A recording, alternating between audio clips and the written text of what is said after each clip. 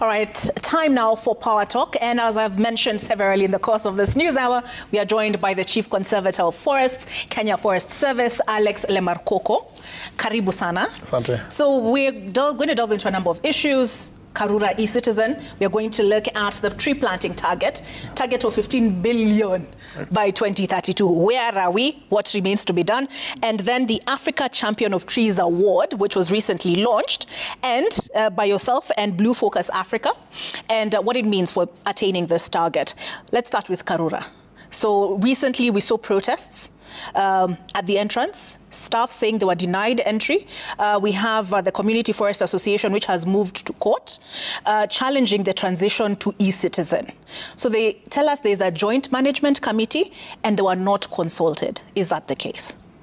Well, thank you very much, Olive, for giving me this opportunity to highlight key issues that are affecting forestry this time to Kenyans. It is very important for us to, first of all,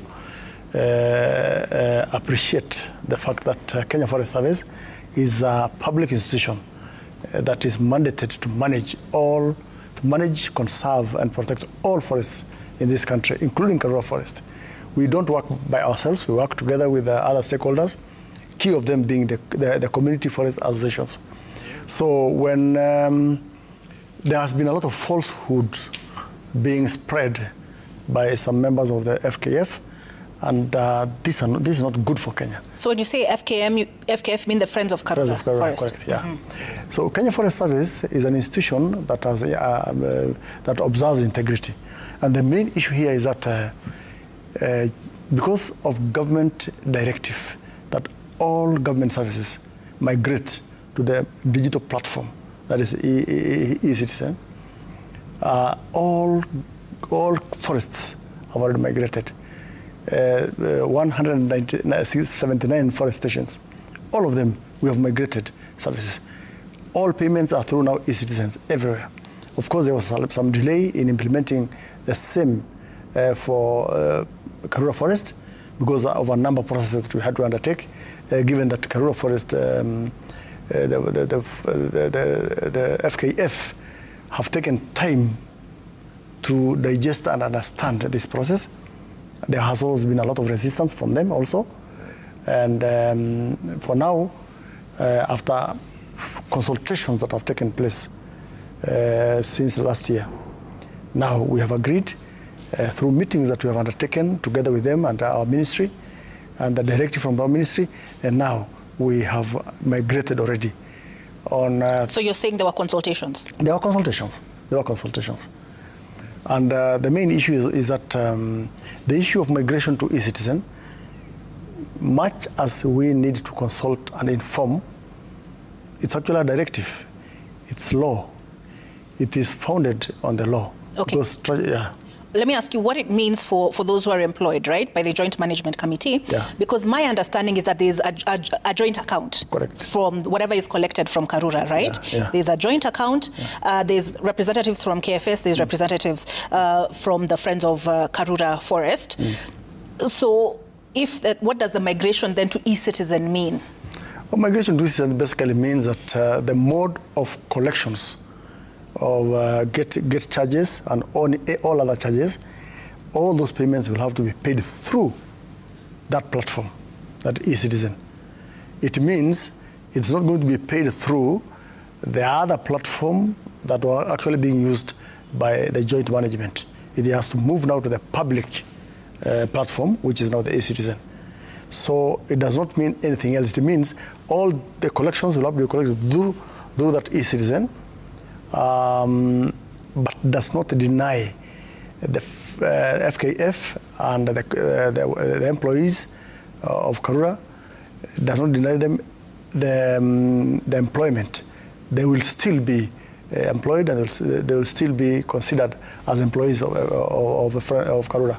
All right, just one more question on that because of time, and I want to look at the tree planting targets. Yeah. The Professor Njoroge Karanja of FKF stated in an interview, "Let nobody tell you that KFS has spent money to save Karura. They were there when it was being grabbed, they did nothing. They were there when bodies were being dumped, they did nothing." Oh, well, that's not true. In fact, the main issue here is that Professor is not telling the truth, because in fact there has been an audit that was carried out by our ministry. And in fact, a number of issues were unveiled. You'll be shocked at the kind of embezzlement of funds by FKF. In fact, the joint obligation of the parties requires that, if I may read Section 13, that an account jointly run by the parties in a bank approved by the service. This bank is not, all revenues from Karura and entrance gates are supposed to be paid into that bank. The problem is, the other requirement is that parties shall prepare a work plan, a budget that must be approved by Kenya Forest Service. The Friends of Karura have not been submitting their budgets and work plans to the Kenya Forest Service. So the other major non-compliance is that they have not been submitting certified accounts to Kenya Forest Service Board. And that is a major deviation from the agreement. And if I may read what actually it means, there was actually fraudulent financial practices involving public funds that are being collected by FKF. And that is a matter that needs to be investigated further. There was also manipulation and misrepresentation of surplus revenue that was being reported by FKF. There was also willful and non-disclosure of financial records, suggesting bad faith. There was also failure to submit work plans. And there was also absence of financial statements, bank balances, and internal financial systems. The conclusion basically means, although we are in agreement, we are two parties, one party is actually frustrating the contract between ourselves. So we have a problem. So that's the reason why the ministry undertook the audit, and we were able to find all this. Now, the problem is FKF is not informing Kenyans these issues that have been unveiled. They are only telling us that Karura is being grabbed. They're also telling us that there's a road going through Karura. No, it's not true. You cannot grab a forest now. The current Forest Conservation and Management Act is so stringent. Section 34 provides that before you actually alter a boundary, you have to undertake so many processes that it's practically impossible to grab a forest in this Kenya of today. So, in fact, grabbing of a forest is no longer an issue. It's past tense. So, what I would say myself is that FKF needs to speak the truth, stop deviating from the main agenda. The main agenda is that we must transform and we must transit from the other manner of collection of funds to the e-citizen. And it does not change the structure of FKF. All staff will continue to work. And KFS is going to facilitate that through the joint account. All right. Yeah. So there's a lot that we could go into that, but because of time, I'll ask that we press pause on that particular conversation. They had sought right of reply. Unfortunately, that was not possible tonight, but we will give them occasion to respond. And part of the issues was, why does a forest need tarmac? Yes. Yeah. It's not a forest. Actually, the issue is that we have a headquarter which is located inside the forest.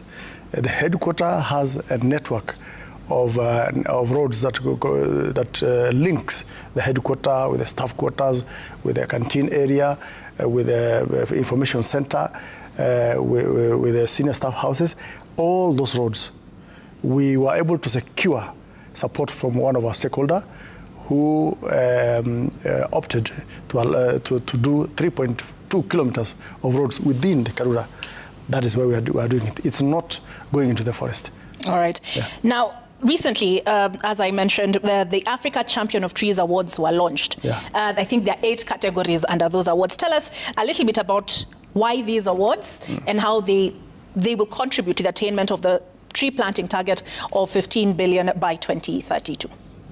These awards is basically about recognizing, identifying the champions, those ones who are basically engaging in tree growing, conservation, and all other activities, including even supporting conservation and tree growing. All those champions, comprising of individuals, corporates, government institutions, including even the county governments and other special categories like even the media, those ones that are contributing towards the success of tree growing in this country in accordance with the strategy for the 15 billion. These are the people that we want to recognize. And in fact, we are going to have a major event on 24th of October where we are going to recognize them and we are going to actually reward them.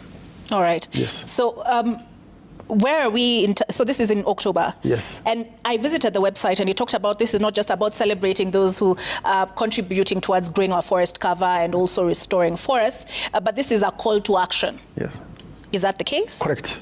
It's a call to action because basically we are not just recognizing, we are also harnessing efforts of all Kenyans in the whole society, all government or society approach, whereby every individual Kenyan and every individual institution or organization is encouraged to engage in tree growing. All right. So where are we with the target? What are the challenges? Because I read that funding is a challenge. It's a challenge, yeah.